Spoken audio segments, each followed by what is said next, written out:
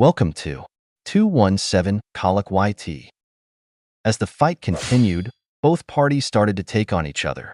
One of the Scavenger Guild members informs the other hunters that the Azura Guild joined forces with the other hunter party, but instead of being concerned, they tell him weaklings who join together are still weaklings, and that they have the advantage in numbers and individual combat prowess. Seeing the situation, Suho brings out the key to the Shadow Dungeon, saying, "I haven't used all my powers yet," and starts to summon his shadow soldiers from the dungeon, shocking all of the hunters as they see a couple of giant arachne appearing in front of them. Seeing Suho's ability, Ryo wonders how he can be a summoner despite his physical strength and how he brought out so many summons at once. As Suho gives the signal, all the soldiers start to attack the hunters while the tanks try to block their attacks. Seeing his soldiers struggling, Randolph prepares to take out the overgrown spider. He leaps towards the creature and takes it out in one hit using his weapon while screaming, "You were hiding a lot of things, little boy." Seeing the man's strength, Suho shows concern, while Beru thinks, even if it's now weaker after becoming a shadow soldier, he killed the magic beast that the young monarch struggled to defeat in a single attack. As I thought, that human appears to be the strongest one here. Seeing no other way, Suho instructs Gray to use the bond skill but hears Essel calling him from the back. He turns towards her, and she tells him to wait for a moment. She suggests that he should use the bond skill with her this time, since he learned how to increase the charge rate while clearing the gate. But Suho tells her he can't use a skill he has never used in real combat, but Essel requests him to grant her the opportunity to be of help to him. As she was saying that, she heard a loud blast behind her, and the room started to flood with the undead magic beasts. Seeing so many of them, Ryo tells the others the sound of battle must have attracted them. Essel informs Suho that more of the undead were appearing from the other entrance.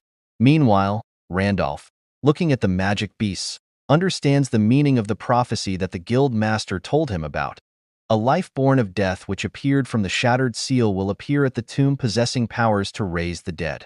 Remembering that, he thinks if the dead refer to those mummies, then it must exist in this dungeon. The life born of death that showed up from the broken seal.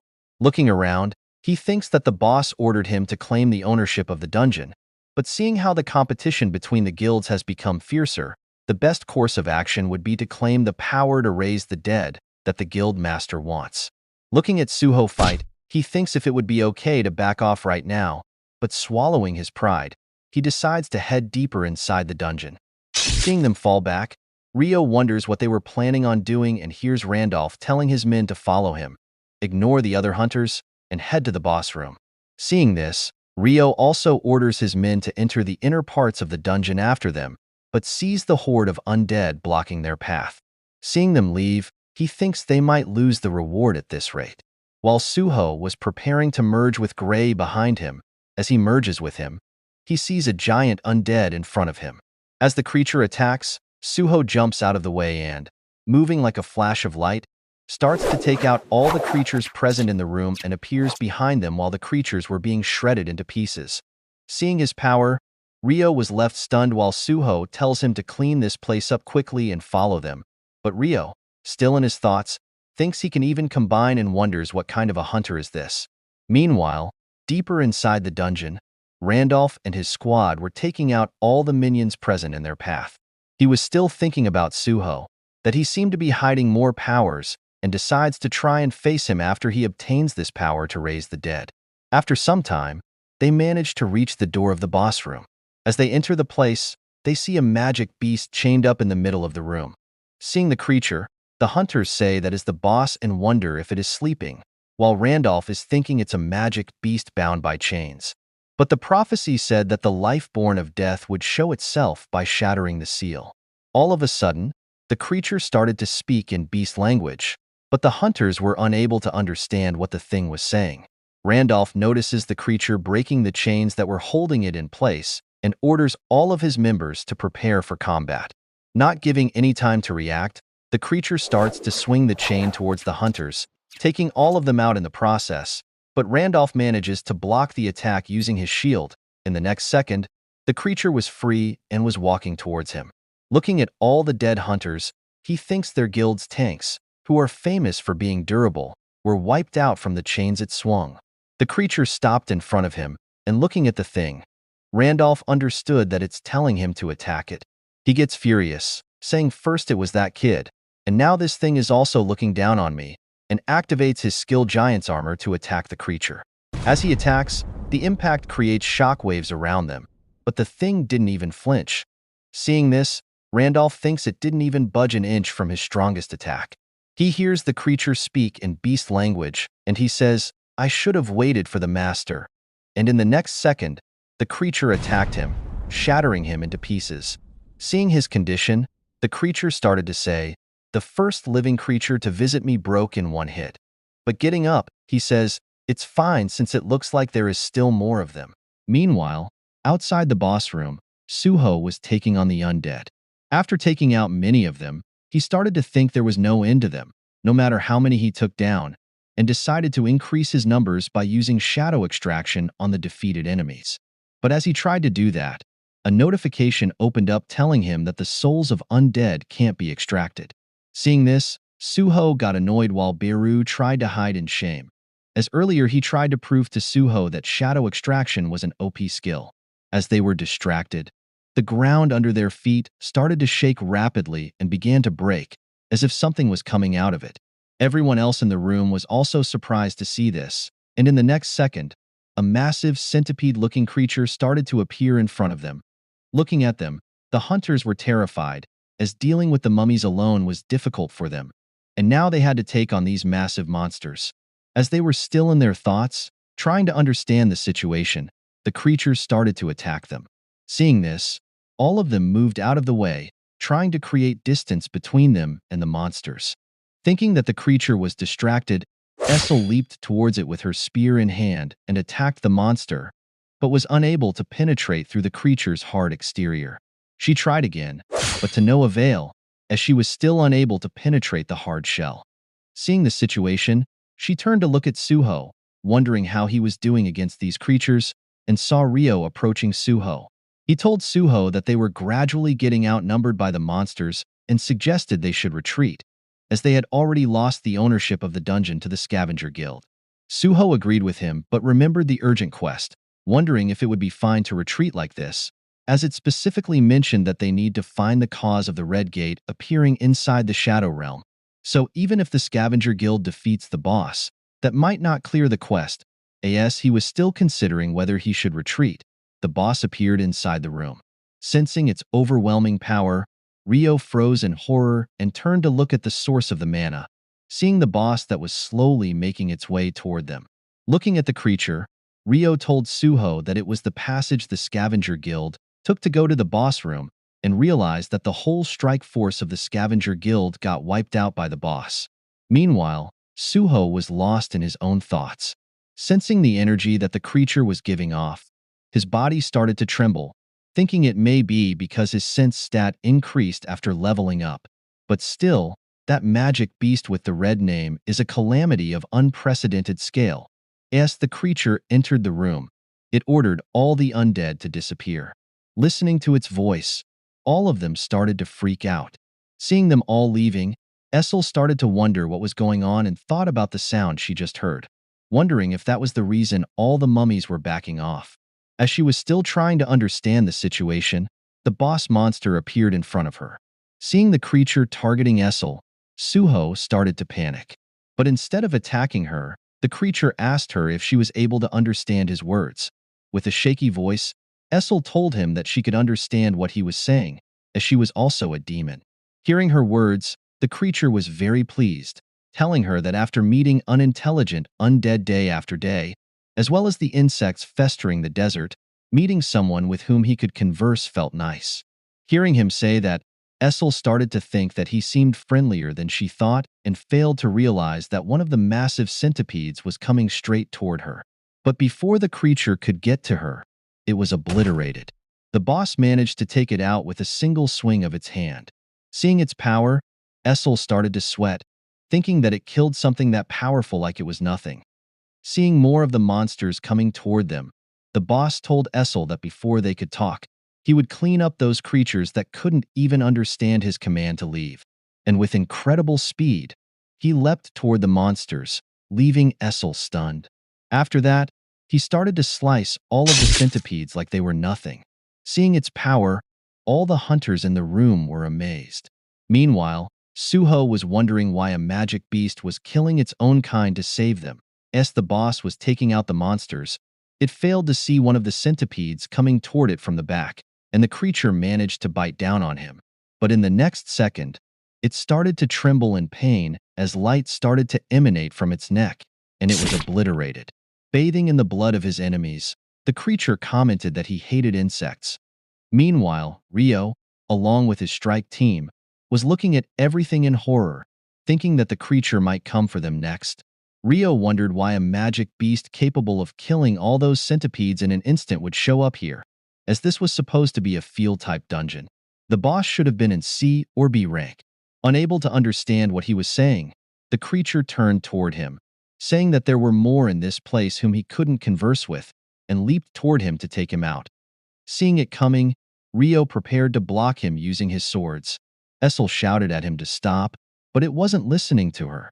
Before the boss could take him out, Suho appeared between them and kicked the creature, launching it away. He asked what kind of principles it was following, killing just because they couldn't understand it. Hearing his words, the creature said there was someone capable of conversation amongst the humans. Without giving Suho any time to react, it attacked him, telling him it had never pondered about principles. The force of the attack launched chunks of rocks across the room, and Suho got buried in the ground as blood started to come out of his mouth. Seeing his condition, Essel started to scream as her eyes filled with tears and confronted the boss. Seeing her acting like this, the creature asked if that human was her companion and told her it was difficult to call this an apology, but it wouldn't kill her. To quench its curiosity, it asked her about the war between the monarchs, asking who came out victorious. Hearing him say that, Essel started to wonder what this magic beast was, as it even knew about the war between the monarchs. As she was thinking, the creature told her to answer, asking if she had no intention of doing so. Meanwhile, Baru was trying to wake Suho up, as if he didn't get back up, all of them were going to die. Essel tried to hide her fear as the boss told her that it couldn't be helped. Creatures that can't understand his words or demons that refuse to answer were all the same to him, and she saw the creature lifting up its foot to take her out. Suho, on the brink of death, used his last bit of energy to accept his daily quest reward, status recovery. The boss stopped as it sensed Suho's mana replenishing and turned to look at him, who was getting back on his feet, and heard Suho say that it was a good thing he held on to the daily quest rewards. Suho told the boss that if it was about the great war between the monarchs it wanted to know, he might be able to answer. He told him all the monarchs were killed in that war by the Shadow Monarch. Hearing him say that, the boss asked if what he said was really true and asked Suho if, while he was trapped in here, the war of the monarchs had already ended. Suho told him he was right, while thinking that since it was asking about the war of the monarchs, it might be another monarch's kin. He thought about his next move, as that creature was at least an S-rank monster, and they might get wiped out just by ticking it off. He saw the creature slowly approaching him. It said that if all the monarchs were dead, that meant the monarch of Iron Body, Tarnak, died at the hands of the Shadow Monarch as well, as it stood in front of him. Suho saw the name of the creature, Amit, written in red, and started to think that since it mentioned the monarch of the Iron Body, it meant he was the subordinate of that monarch. So if it found out that his father was the one who took out the monarch of Iron Body, it might attack him. While he was still thinking, he saw the massive foot of the creature coming straight toward him. Essel, being the Sakura of the squad, started to scream Suho's name from the distance. As the creature slammed its foot on the ground, it created a crater under its foot, but Suho managed to get out of the way and jumped back, creating distance between them. He turned toward the creature, asking why it was attacking him like that. The creature told him that, given how slow he was to respond to its questions, he must be thinking up a lie, and warned him that if he didn't answer quickly, it would kill him. It asked once more if the monarch of Iron Body died by the hands of the Shadow Monarch.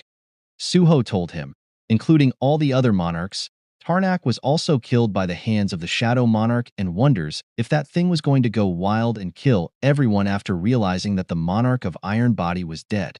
He senses an overwhelming amount of mana in the room, and hears the creature saying that it was wondering why he no longer came looking for him. It was because he went to hell. It seems I should give my thanks to the Shadow Monarch. Hearing him say that, Suho gets confused, asking the creature why it was laughing, asking if it wasn't the kin of the monarch of the iron body.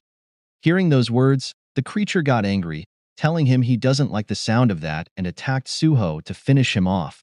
But the chains around its wrist prevented it from reaching Suho. Seeing this, the creature started to curse the chains, wondering if it had crossed the domain allowed to it. Suddenly, it got yanked back towards the boss room, and Suho saw it cursing Tarnak as the chains dragged it away.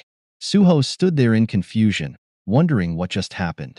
Where did those chains come from all of a sudden that dragged that thing away? He sees Essel, who is asking him if he was all right, and tells her that now that they are aware of the existence of that monster, they should act with caution and give Gray and the members of the Azura Guild emergency medical care while they have the chance. As he was telling her everything, he saw something and started to freak out.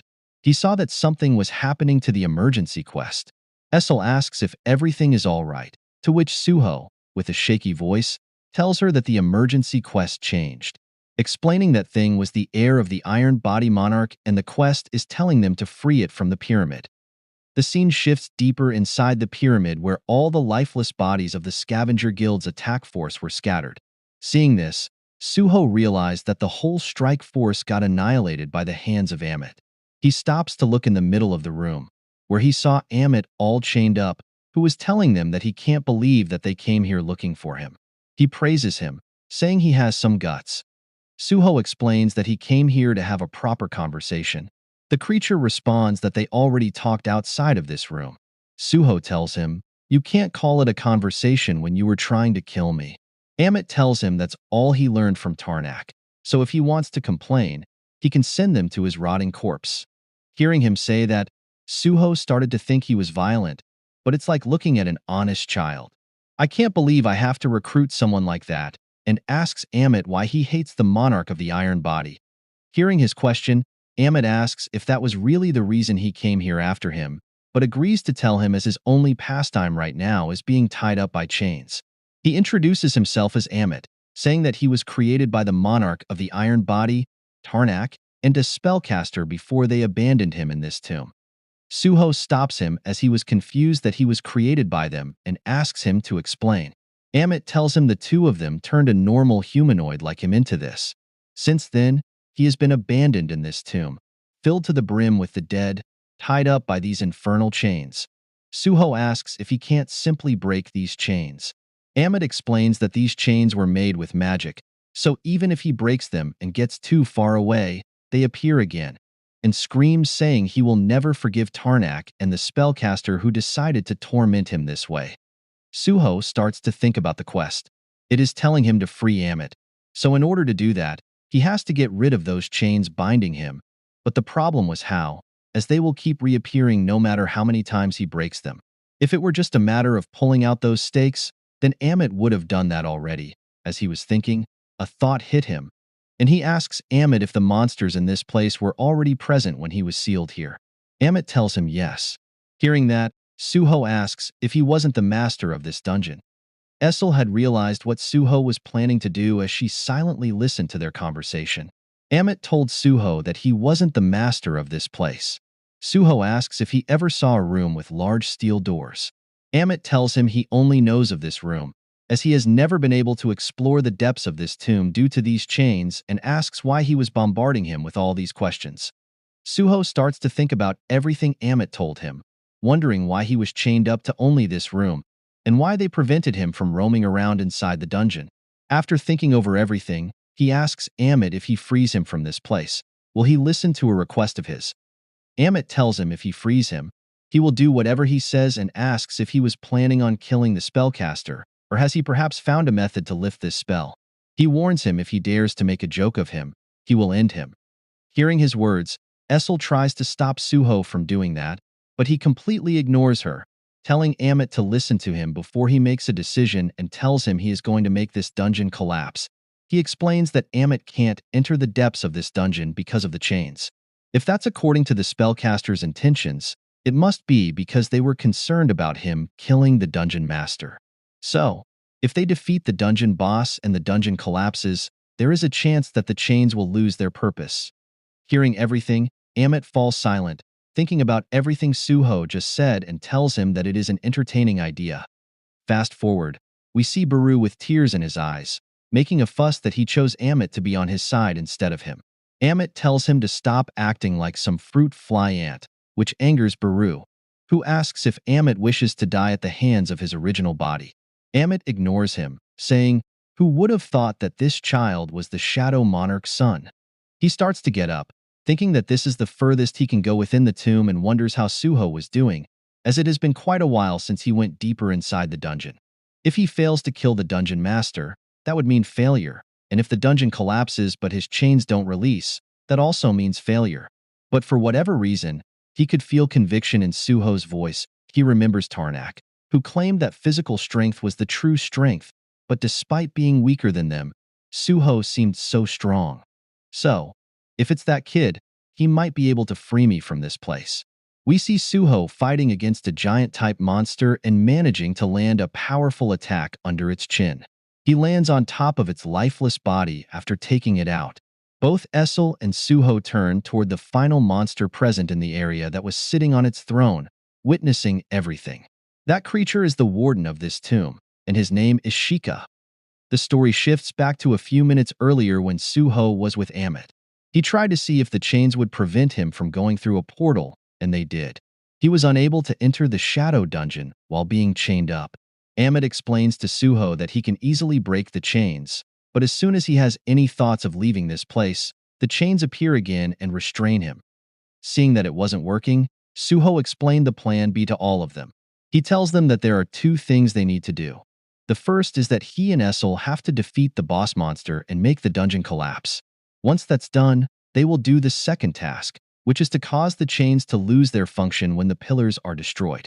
After that, Amit will be freed and will join up with them, and they will enter the shadow dungeon and escape before the place collapses onto them. Hearing everything, Amit asks Suho if they fail either of the two tasks, will this whole thing fail? Suho tells him he has a backup plan for that as well. The story shifts back to the boss room where Suho is fighting against Shika, who was using an artifact to control the sand in the room to attack Suho. But not giving up, Suho keeps trying to attack the thing and manages to close the distance between him and the creature. He attacks, but the thing covers itself using the sand to shield itself from Suho's blade and attacks back. Seeing the situation, Suho shows concern, thinking if he doesn't find a way to get around the creature's defense soon, his mana will run out and he will lose the fight. Seeing that Suho was trapped inside the sand, Essel throws her spear toward Shika. Seeing this, Suho uses his ruler's authority on the spear, increasing its speed and guiding it directly toward the monster. But Shika easily deflects the spear using his hand. The sand control is lost for a brief moment, freeing Suho in the process. Seeing the opening, Suho shouts, telling Essel that they need to use their bond skill to finish this fight. Hearing him say that, Essel gets excited as she can finally show him her strength. She starts gathering all her mana to transfer it to Suho, thinking that she absorbed a lot of souls while killing goblins in the shadow dungeon, increasing the charge rate of the bond skill. Now, she finally has the chance to show Suho the results from all the monster killing they've done so far. She starts transferring the energy into Suho's fist as he charges toward Shika to finish it off. As he does that, Essel falls flat on her face, her mana completely depleted. She looks towards Suho, wondering if that would be enough to take out the creature. Seeing Suho coming, Shika prepares to attack as well. Suho notices that the charge rate of the skill is at 67%. Seeing this, he decides to pour everything into this attack. He manages to land a direct blow to Shika's stomach, creating shockwaves that shake the whole room. The dark energy goes through Shika, obliterating him. The pyramid starts to shake rapidly. Seeing this, Baru understands what has happened and turns to look at Amit, telling him that the dungeon is collapsing. Amit understands that Suho succeeded in defeating the dungeon master as the walls of the dungeon start to break. The stakes holding Amit fall to the floor. Baru instructs Amit to follow him as they are going to see Suho. Hearing him, Amit thinks that if the chains don't get in his way, he will finally be freed from this place. He remembers his past when he was tortured by Tarnak and the spellcaster, who performed experiments on him. He thinks about all the excruciating memories of getting destroyed and regenerated daily. Tarnak would destroy his body, and the spellcaster would restore it. The longer the experiment went on, the stronger his body became.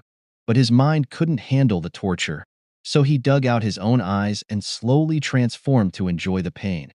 Amidst all that suffering, he had one wish that kept him going: the desire to once again feel the majesty of great nature, which he saw when he was young. Thinking of that, he lifts his foot to cross the barrier. As he does that, something starts to approach him from behind. The stakes that were holding him in the room started to attack him. Seeing this, Baru is also surprised and wonders what's going on. He hears Amit say that the stakes are flying toward him. Amit is pissed, cursing Tarnak and the spellcaster, saying that they'd rather kill him than let him go. As he does that, Suho appears in front of him and kicks the stakes away, but that severely injures his leg. He sees the stakes coming back toward Amit to attack him. Seeing this, Suho brings out the key to the shadow dungeon and opens a portal between him and the chains, attacking them and guiding them inside the portal. All of the stakes get scattered around the shadow dungeon. Seeing Suho go so far to help him, Amit asks him why he's doing this, wondering what Suho wants from him so badly that he would get so bloodied up. Meanwhile, Suho is thinking that his bones can't take it anymore. Suddenly, Amit appears in front of him and punches the stakes away, saying that now he understands why all the monarchs lost to the Shadow Monarch. He asks Suho if they just need to make the stakes go into the gate, telling him to put their final struggle together. Both of them prepare to take care of the remaining stakes as Amit acknowledges Suho as the young monarch. The story shifts to the unconscious Essel, who is waking up. As she gets up, she sees Baru in front of her, asking if she is all right. She starts asking about Suho and Amit, wondering if both of them are okay.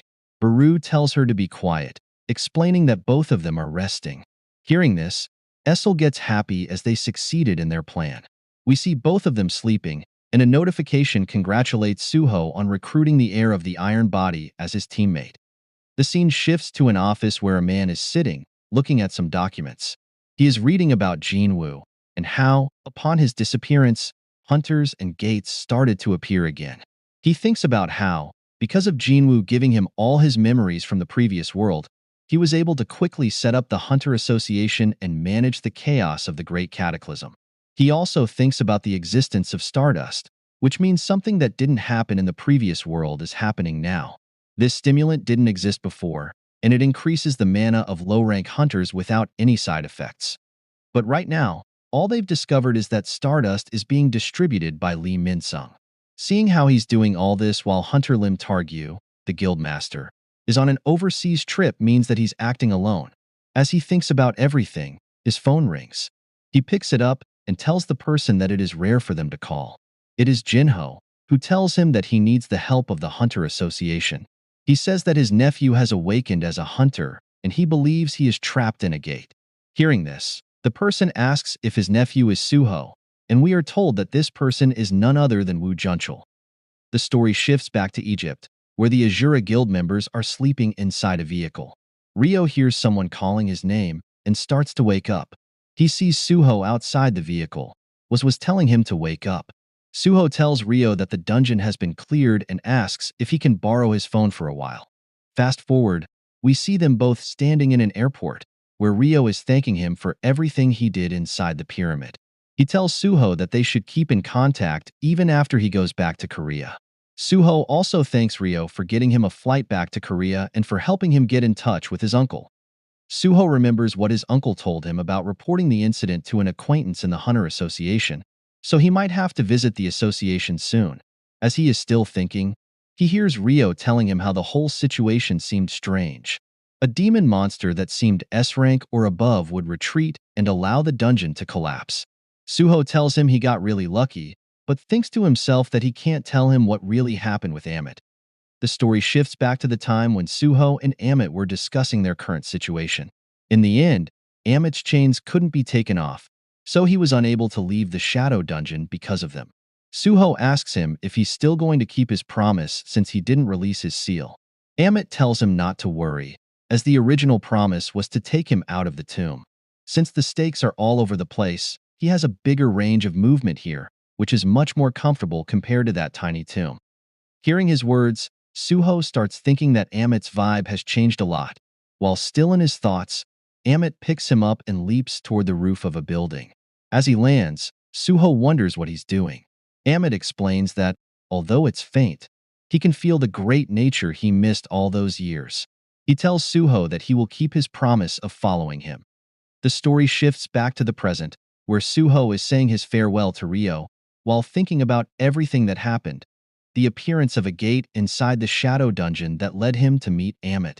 Meanwhile, Ryo thinks Suho is a hunter who can summon monsters, fight, and even transform himself.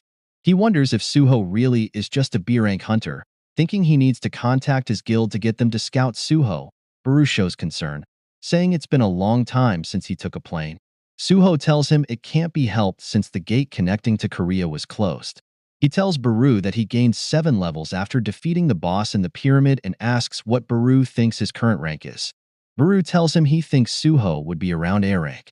Hearing that, Suho thinks his preparations are mostly done and tells Baru that it's time to launch their counterattack against Lee Min-sung and the Iterum Apostle. The story shifts to the Chivalry Guild office, where some men are discussing how their guild has grown really big. It was originally a C-rank hunter guild, but now they have rights to a B-rank gate in Incheon, all thanks to Stardust. It has made it possible for them to access B-rank gates despite mainly having C-rank hunters. They discuss how it's become easier to buy Stardust on the black market, and it's cheaper now. However, one of the hunters, Kim Sung-soo, a B-rank hunter, isn't very happy with it. He asks if it's really okay to use it, as something feels off about it. He tells the others that the Hunter Association is considering passing a law to prohibit the use of Stardust, which causes the remaining hunters to express their discontent. They wonder why they would do that when there aren't any side effects, and it would help hunters close more gates. As they're talking, someone enters the room, catching everyone's attention. It is the Apostle of Iterum, along with his henchman. The Apostle asks if this is the guild with rights to the Incheon Gate. Kim Sung-soo approaches him, asking what brings him here. The Apostle tells him to hand over the gate. Seeing that Kim Sung-soo isn't taking him seriously, the Apostle uses his mind control ability to possess all the hunters in the room who have used Stardust. Seeing them all bowing their heads in front of him, Kim Sung-soo was confused, asking if this was a joke that they were pulling. Seeing that he wasn't able to take over Kim Sung-soo's mind, the Apostle tells him, "This is perfect," and orders everyone else to close their eyes and ears. Kim Sung-soo was still confused and asked, "Why are they following the orders of this kid?" The Apostle tells Kim Sung-soo that he wanted to talk to other humans besides that a-hole. He tells him the purpose of him coming to this world is to fulfill the wishes of his creator, as he wants to possess the rights to the world without a master. Kim Sung-soo didn't understand what he was saying and asked, "What are you talking about?" Ignoring him, the Apostle continued, saying that after coming to this world, he had some questions. He thought creations were beings made to execute the wishes of their creator, but humans had acquired other purposes and moved based on their own will. He asked, "What wishes of the creators are you fulfilling?"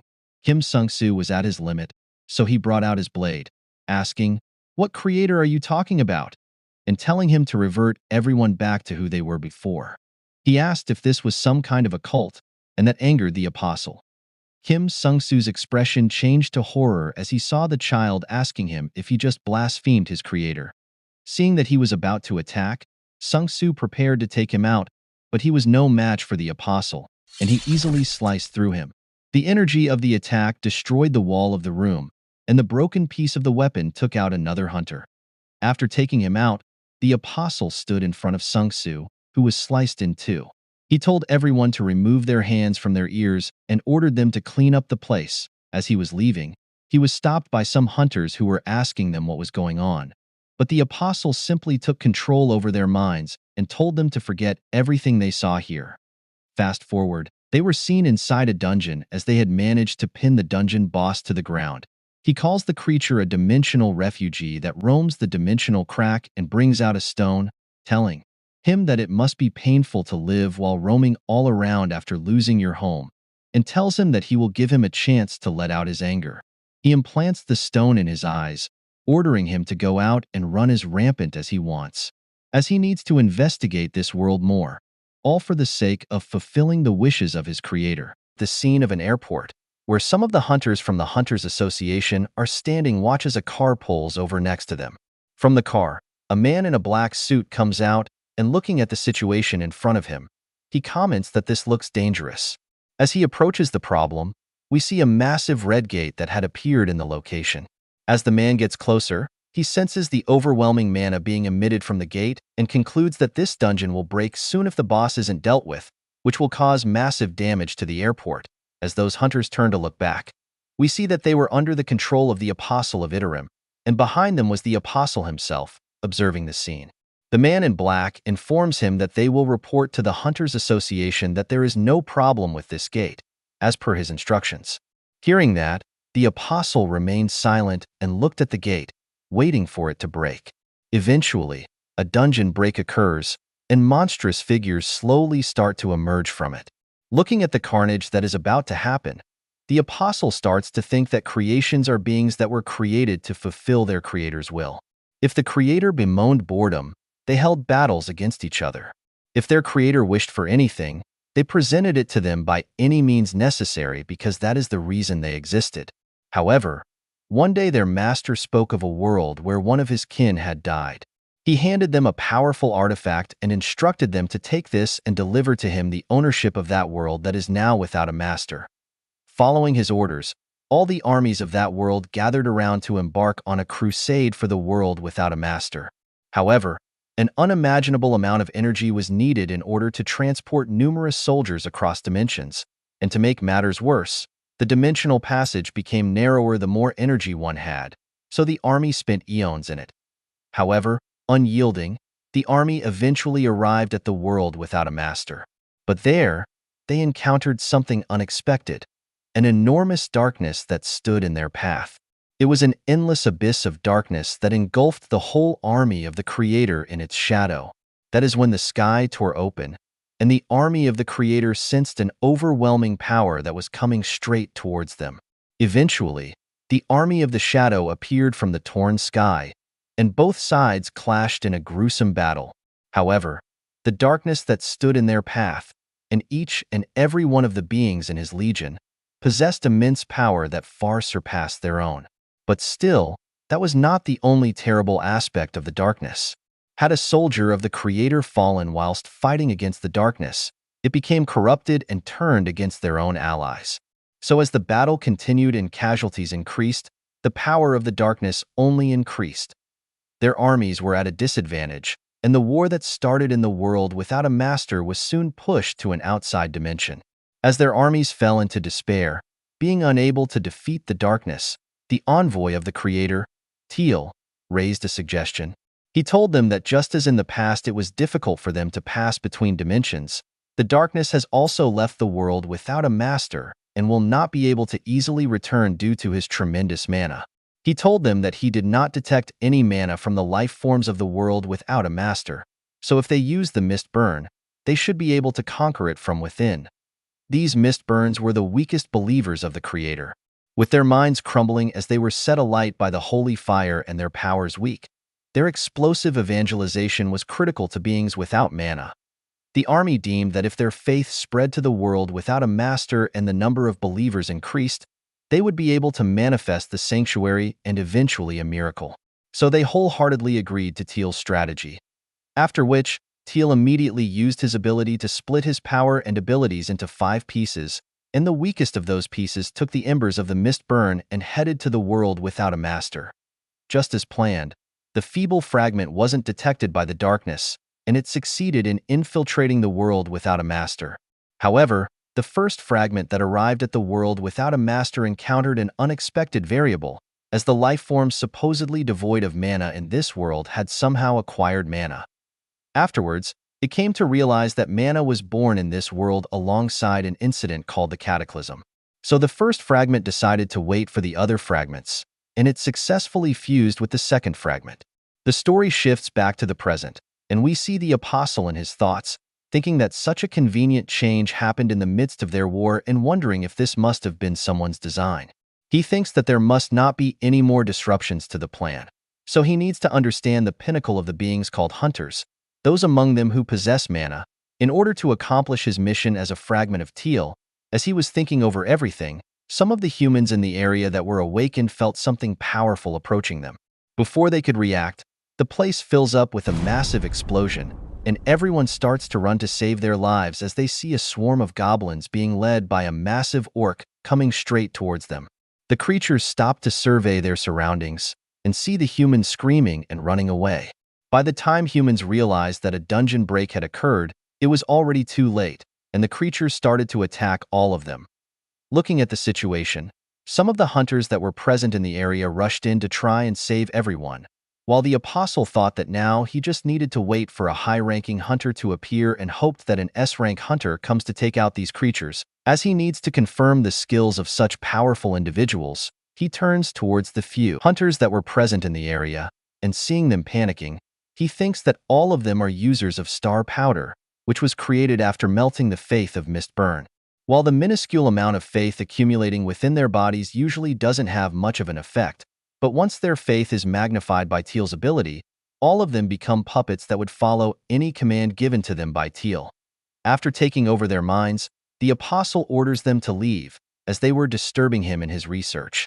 With no one left to save the civilians, the monsters started to take out everyone present in the airport, and the apostle sees a female being attacked in front of him. In her final moments, she calls out for help, but it was already too late.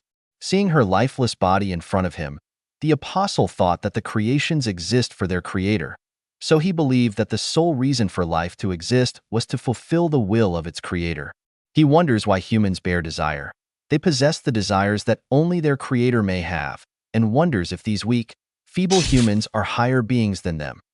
The scene shifts to another person who had arrived at the location.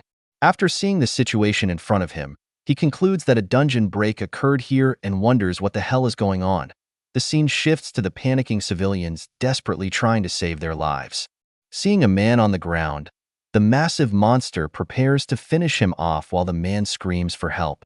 But just as he was about to crush the man with his club, our hero appears and drives his knee into the attacker's mouth with powerful force, caving in his face. After that, he turns towards the man, instructing him to run while he stops the magic beasts rampaging through the airport. His strength caught the attention of the apostle, who stares at him with astonishment and sees all the monsters being brutally taken out by the hands of our hero. But what surprised him the most was this person's appearance, as he recalled Lee Min-sung's words about the appearance of a masked hunter who destroyed their factory and also took out Brokey. Chapter end here. For more, like and subscribe.